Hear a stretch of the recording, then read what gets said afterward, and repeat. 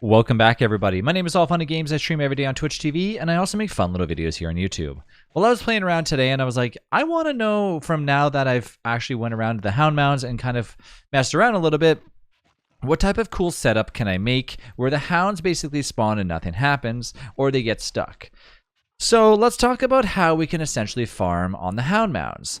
And like I said, this could have very well been something like I know that I've seen Greedy Gabriel make a few videos on different types of hound spawners for like the Varg spawners and all this stuff. But I wanted to make a little variation just to kind of like mess around and see what I can make. And this is kind of what I came up with.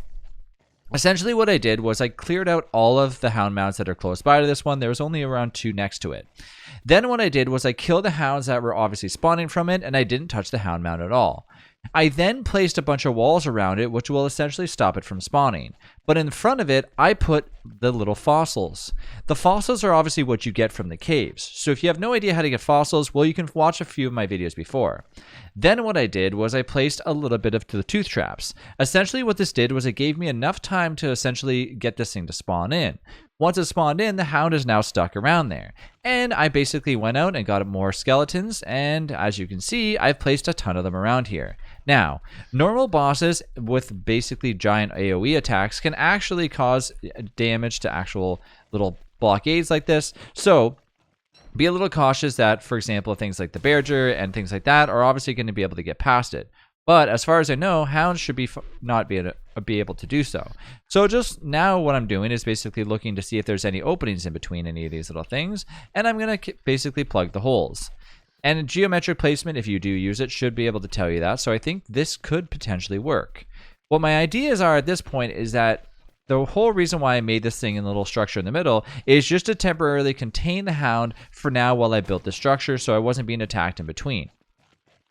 Approaching near the hound has caused the hound to obviously attack the stone walls, which is not a problem to me, because I really want the hounds to actually go out this way anyways and run into the tooth traps.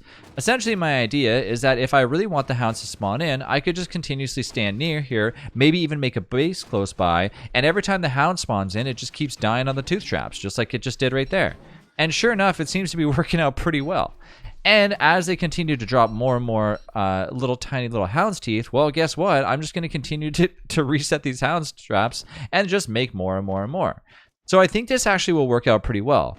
Now, I wouldn't recommend using the bramble husk. For the sake of this video, I probably wouldn't recommend it using it at all, because the bramble husk is going to damage the stone walls, which will essentially cause them to actually go and deteriorate at first. But now that I've actually got the whole outside made, it's not going to be a big problem at all.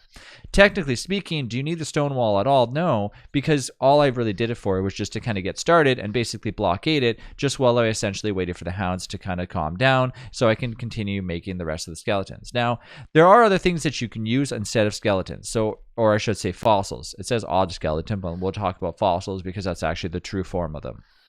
You can also use things like making things with a stone cutter, for example, little statues and blah, blah, blah, blah, to make it look even better.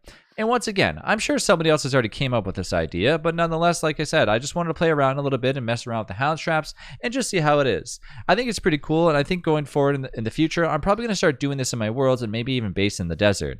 I never really base in the desert that often, but if I can continue to get easy meat like this, I think this could be an open kind of something that I just started doing more often.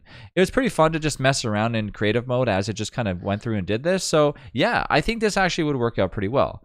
So step 1, basically go up to the Hound Mound and clear it out. Step 2, put around your stone walls. Now, how do you get stone walls? Well, of course, you're going to need to have yourself an alchemy engine for any of this stuff.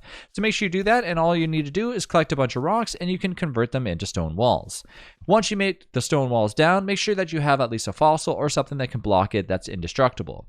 Essentially, what happens is the hound decides to run through here, but because it can't attack it, it just continues to run at it. As soon as the hound starts to interact with an actual stone wall, though, it will attack it. So this just gives us enough time to basically put that down. From there, I make sure that from any of the hound's teeth that I've actually gotten from killing the said hounds from the other areas are basically turned into tooth traps. Once the tooth traps are put down, then that's when I start to look for more fossils in the caves to then go through the process of actually getting more fossils all the way around. And eventually down the road, what I'll probably do is replace the fossils with actual like cornucopias or any of the stone structures that you can get from the stone cutters. So yeah, I think it'll work out pretty well, and I might make an updated video on this in the future. But I do think that if you want to make a Hound Mound trap, this is probably the start of something. There could be better ways of doing this. Of course, just surrounding the whole thing with tooth traps works as well. But to make it look a little bit more fancy and easier to get to, you might recommend just doing it this way. The bonus about doing it where they have a direction to go to is the fact that if you just surround the whole thing with tooth traps, well, then now you're going to have to reset all the tooth traps around and continue to do so. Not a bad idea, but also just something that looks a little bit more fancy in the long run and makes it easier for actually collected meat. And also at this point, anytime I want them to actually walk into here now, there's a little direction that they have to kind of pass through to get to it. So it just makes it me actually use less tooth traps than if I would to surround the entire area, because you want to make sure that there's actually an abundance of these in one single zone, because it takes more than one hit from a tooth trap for a hound to die. Anyways, that's all for now. I hope you enjoy, and thanks again for watching. I'll see you in the next one.